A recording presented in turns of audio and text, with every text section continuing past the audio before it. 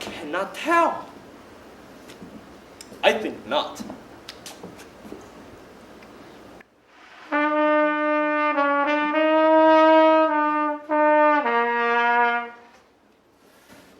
I will not be sworn, but love may transform me to an oyster. But I'll take my oath, until he had made an oyster of me, he shall never make me such a fool. One woman is fair, yet unwell.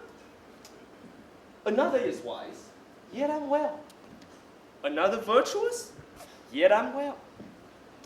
But let all graces be one woman. One woman shall not come in my grace. Rich she shall be, that's certain. Wise or none.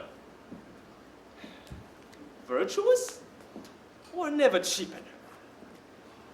Fair or never look on her. Mild or come not near me. Noble or not I forward an angel. Of good discourse, an excellent musician. And her hair shall be the color that pleased God. Sigh, sigh, sigh. Ha! The prince and miss you love. Oh, I'm in the hour.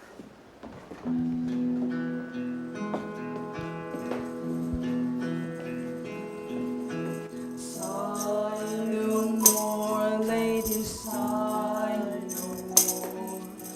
Men were deceivers, have one foot in sea and one on shore. To one thing comes to never inside my soul, but let them go and be you blind and born, convert to know your sound of war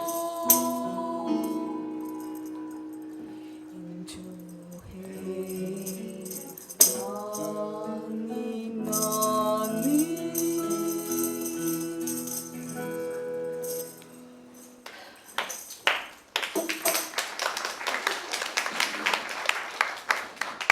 By my choice, a good song. Come here, Leonardo. What was it you told me of today that your niece, Beatrice, was in love with Signor Benedict? Oh,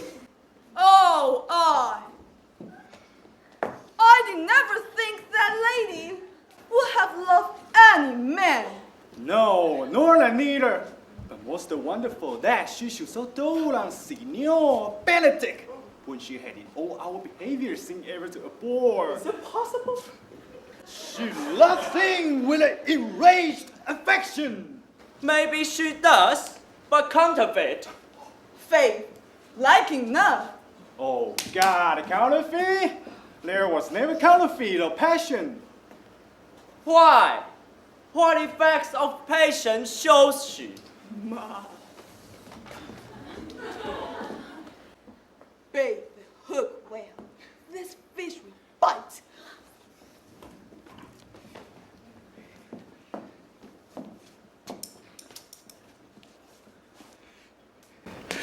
What thanks, my lord? Has she made her affection known to Benedict? No! I swear she never will. That's her torment. 'Tis true indeed, and so your daughter says. Shall I, says she, who have so oft encountered him with scorn, write to him that I love him? Let's say she now when she is beginning to write to him, for she'll be up 20 times a night. Oh, she tore the letter into 1,000 half pence.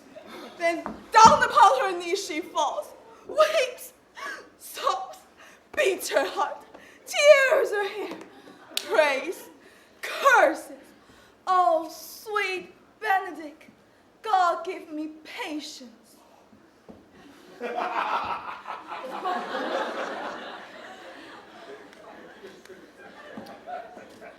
She does indeed. My daughter is sometimes afraid she will do a desperate outrage herself.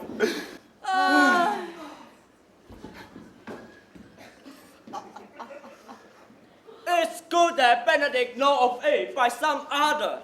To what end? He will make but a sport of it and torment the poor lady worse. And he should. It were an arms to hang him. Indeed, she's an excellent sweet lady and virtuous. And she is exceeding wise. In everything by loving Benedict. I pray you to tell Benedict of it and hear what he will say. Very good, thank you. He will think surely she will die.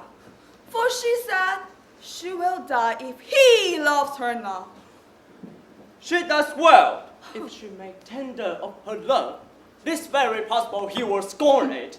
For the man has a contestable spirit. I love Benedict well, and I could wish he would modestly examine himself to see how much he is unworthy. So good a lady!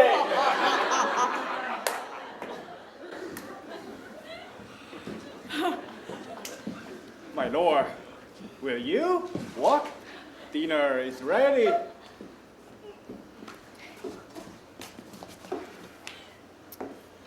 If he not dote on her upon this, I will never trust my expectation. Then there be the same net spread for her, and it must be your daughter and her gentlewoman carry. Let's send her to call him into dinner.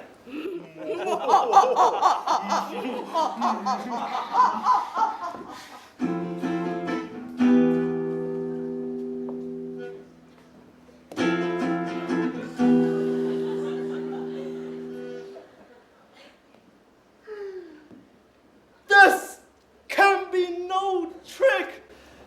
They have the truth of the front hero. They seem to pity the lady. Love me? Why? It must be requited. I hear how I am censured. They say I will bear myself proudly represent the love come from her. They say too that she would rather die than give any sign of affection. I did never think to marry. I must not seem proud. They say the lady is fair. This is the truth. I can bear them witness. And virtuous? This so I cannot reprove it. And wise? Oh, for loving me? By my troth, I'm horribly in love with her. The world must be people.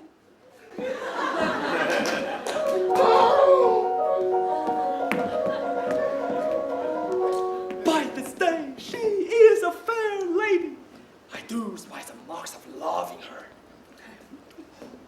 Oh, against my will, I'm sent to bid you coming to dinner. Fair Beatrice, I thank you for your pains. I take no more pains for those thanks than you take pains to thank me. If it had been painful, I would not have come. You take pleasure then in the message? Yet, just as you may take upon a knife point and chalk with a dull whistle. You have no stomach, Signor. Very well.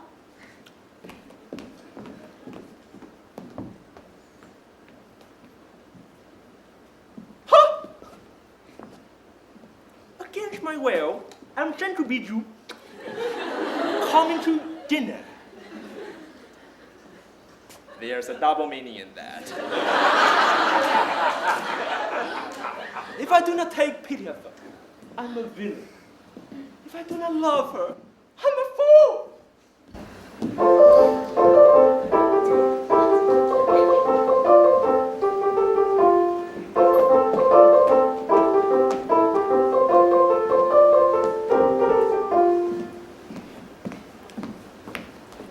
But are you sure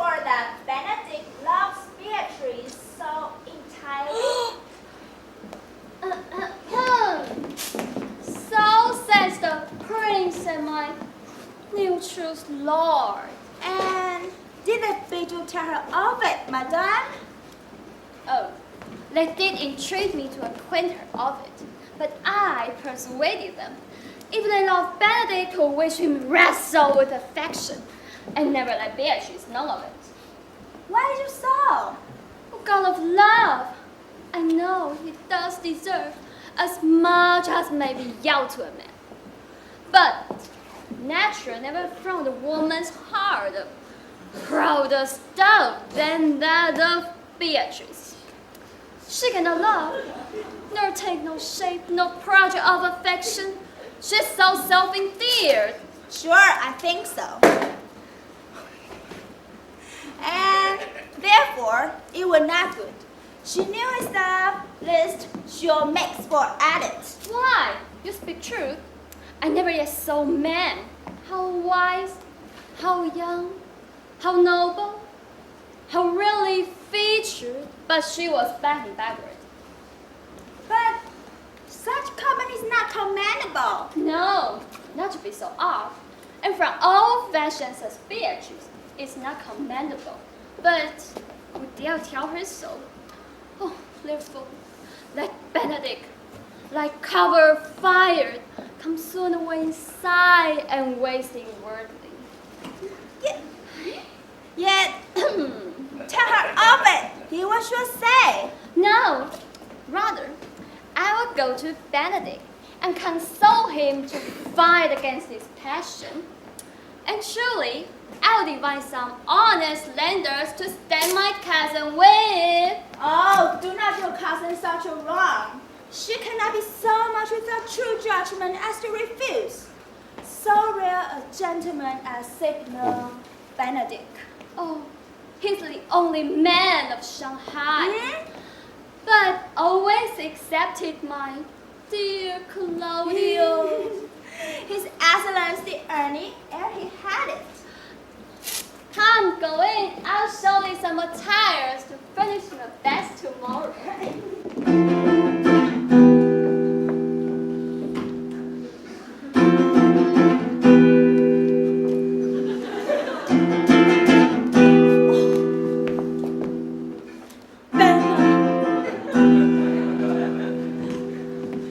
Dick. Oh, what fires in my ears. Can this be true? Oh, stand I condemned for pride and scorn so much? Oh, contempt, farewell. And then the pride, adieu. And Benedict, love on, I will requite thee. Tell me my wild heart to thy loving hand. Oh,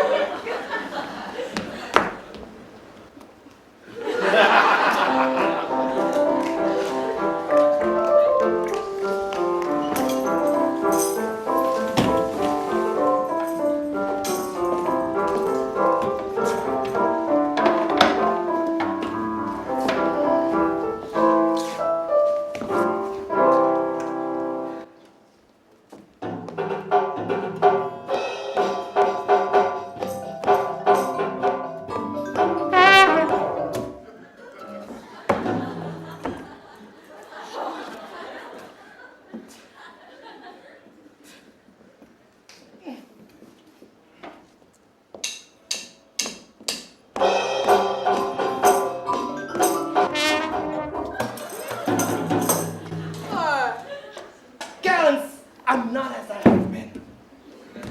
So say, methinks you are sadder. I hope he be in love.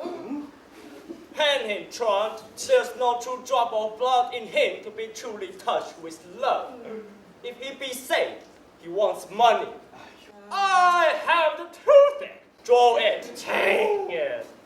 You must hang it first and draw it afterwards. What? Sign for two sack? Where is but humor or a warn? Everyone can master agree, but he that has it. Yes, said I, he is in love. no fancy in him unless to be fancy that he has to strange disguise. If he be not in love with some woman, there is no believing old signs. Has any man seen him at the barber's? No, but the barber's man has been seeing him. Indeed, he looks younger than he did. Nah, rub himself with seaweed. That's as much as to say, the sweet youth is in love. The greatest note of it is his melancholy. And when was he want to wash his face? Yeah, or to shave himself. Yeah, and his jesting spirit. And now, governed by stops. Indeed, that tells a heavy tale for him. Conclude. He is in love. Nay, and I know who loved him. That will I know too. I warrant one that knows him not. Nay, his ill condition, and in despite of all, dies for him. She shall be buried with her face upward. Yeah! This is no charm for the toothache. Oh, Signor, walk aside with me. I have studied 8 or 9 wise words to speak to you, which is happy horses must not fear. For my life, to break with skin about Beatrice. 'Tis even so. Hero and Ursula have by this played their parts with Beatrice, and then the two bears will not bite one another when they meet.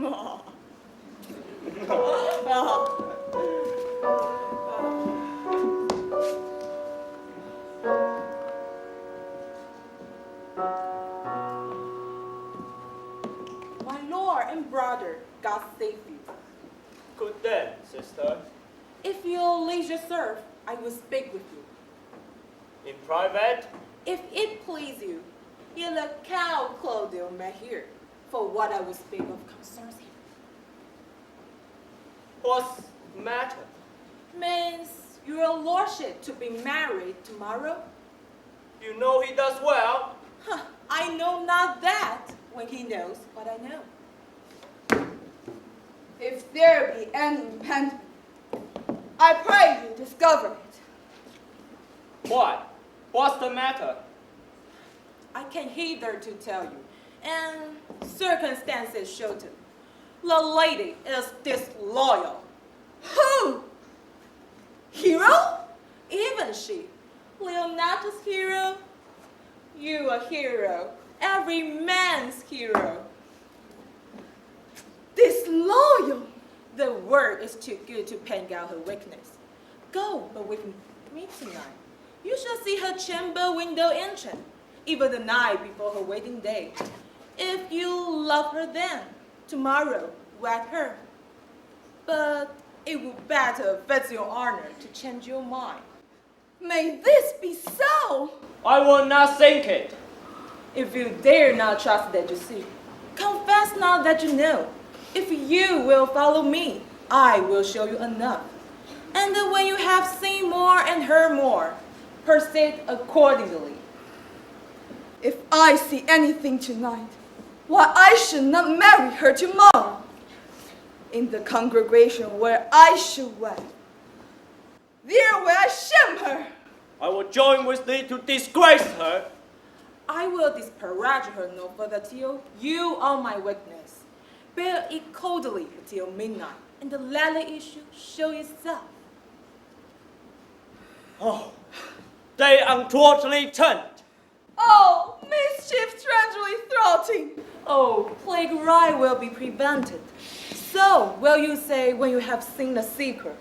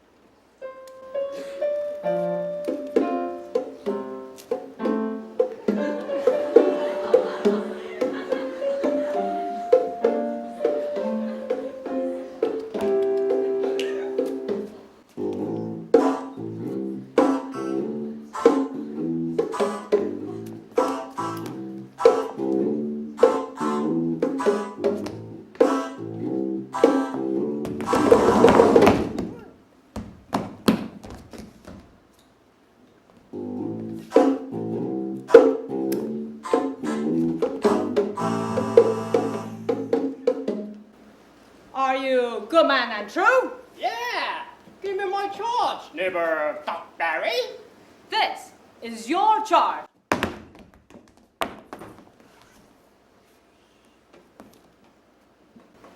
This is your charge.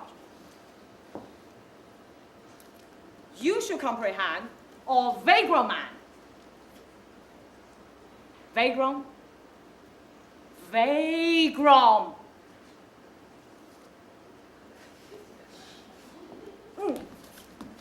Vagrant man. You are to bid any man stand in the prince's name. How if they were not? Well, you presently call the rest of the watch together, and thank God you are rid of a name. If they would not stay where it is bidden, it is none of a prince's subject. Truly, and they are to meddle with none but the prince's subjects. You should also make no noise in the street, for the watch to babble, and to talk is most tolerable and not to be endured. I will really sleep. Let them talk. I know how belong to a watch. Why, you speak like an ancient and quiet watchman. For I cannot see how sleeping should offend. Only have a care that your bills be not stolen. Well, you are to call upon all the alehouse and get those that are drunk, get them to bed. How if they were not? Why then, let them alone till their supper. If they make you not then the better answers, you may say they are not the man you took them for. Well, sir. If see, you may suspect him by virtue of your office to be no true man. And for such kind of man, the less you meddle or make with them, why, the more your honesty. Huh. If we know him to be a left, should we not let him sing him? Truly, by your office you may, but day touch pitch will be defiled. The most peaceable way for you, if you do take a thief, is to let him show himself what it is, and still out of your company.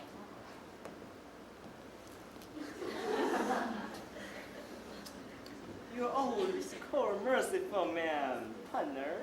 I would not hang a dog by my will, much more than a man who had any honesty in him. If you hear a child cry in the night, you must call upon the nurse and bid her still it. How if nurse asleep and will not hear us? Why then, depart in peace and let the child wake up with a cry. Well, sir. This is the end of your charge. If you meet the prince in the night, you may stay him. Nay, my lady, that's I cannot. One word more, honest neighbors. I pray you watch Senor Leonardo's door, for there is a wedding tomorrow. There should be a great calling tonight. Adieu. Be vigilant. I beseech you. Pause, Conrad. Peace. Stir not.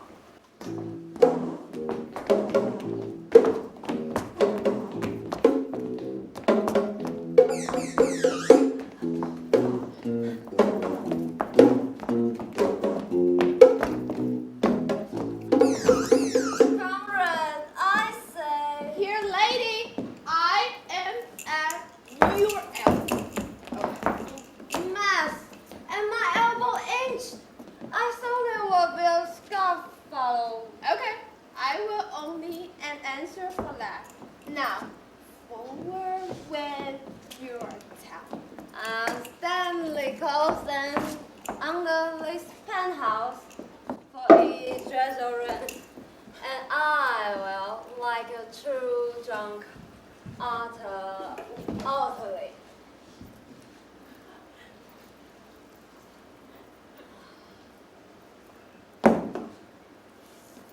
Therefore, know I have earned of Don John 1,000 ducats.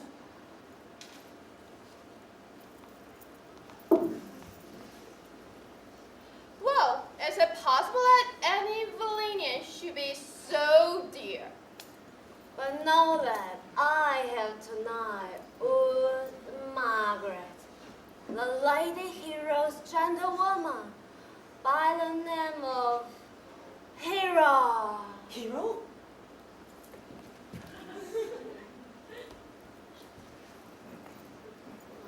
She beats me out at her mystery chamber window, gives me 1,000 times good Whoa. night.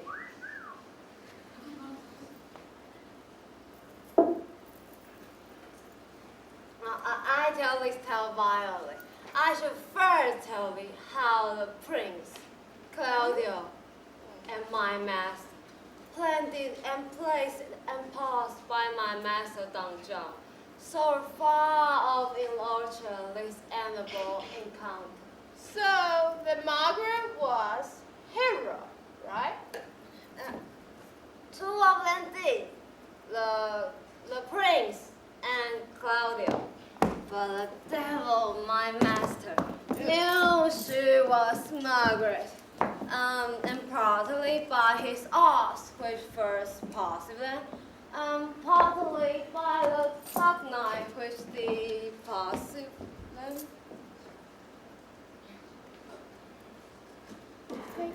But cheerfully by my villain, which did convert any slender Don John had made, away when Claudio, enraged, swore he would meet her next day morning at the temple, and there, before the whole congregation, shame her and send her home again without a husband.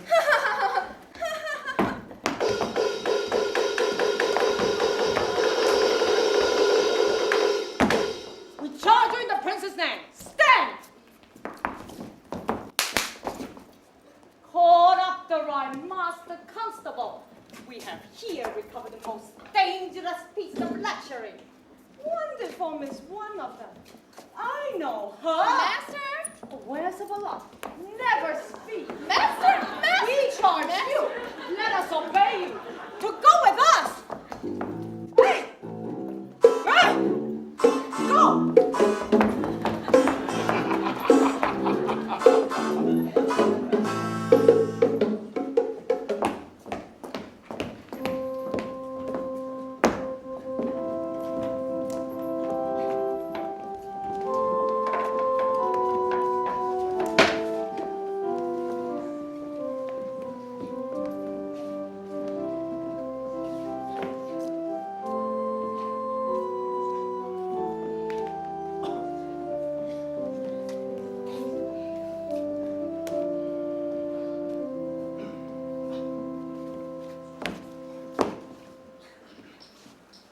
You come hither, my lord, to marry this lady? No!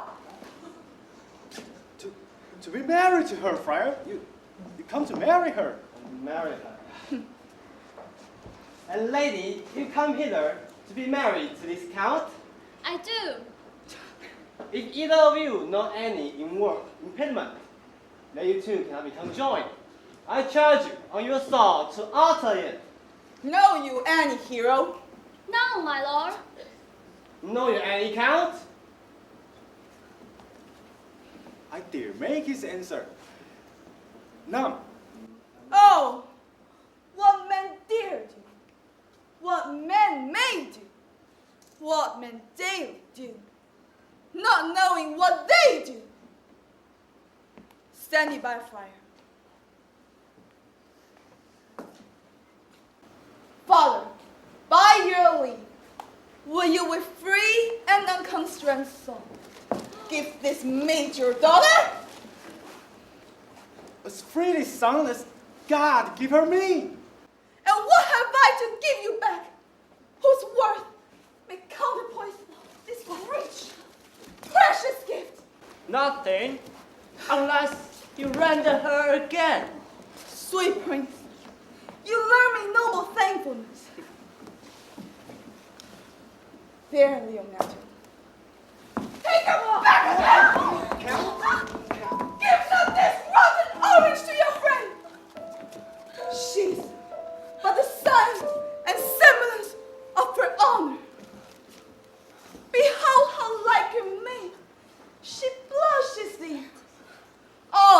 see her, that she were a maid by these exterior shows.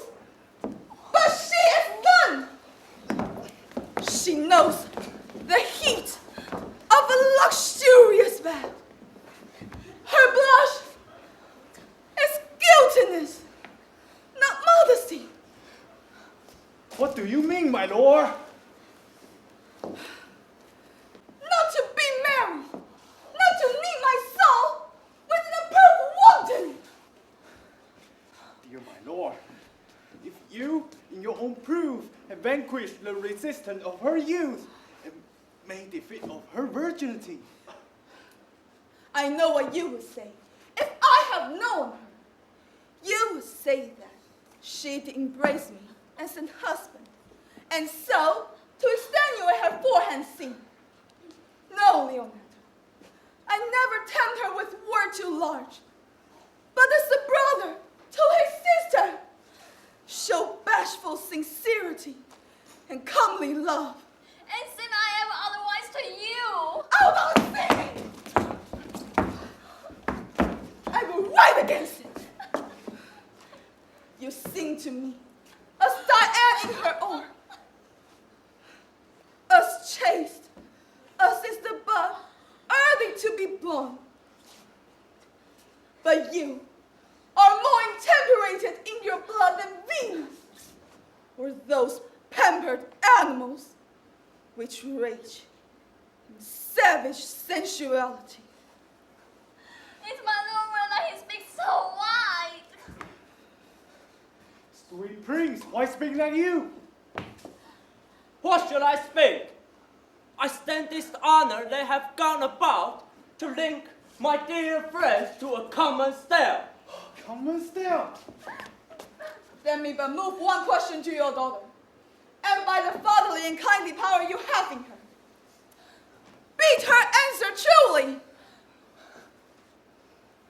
I charge thee do so, as thou art my child. What kind of catechizing call you this? What man was he talk with you yesterday? Out at your window between 12 and 1. Now, if you are a maid, answer to this. I talk with no man an hour, my lord. Why? Then are you no maiden?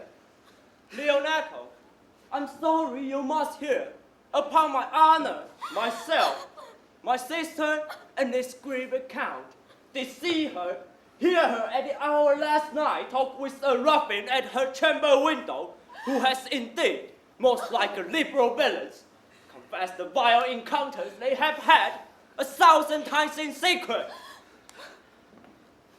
Fie. They are not to be named, my lord, not to be spoke of. There is no chastity enough in language, without offense to utter them. Thus, pretty lady, I am sorry for much this government. But fare thee well, most foul, most fair, thou pure in piety, and in pious purity.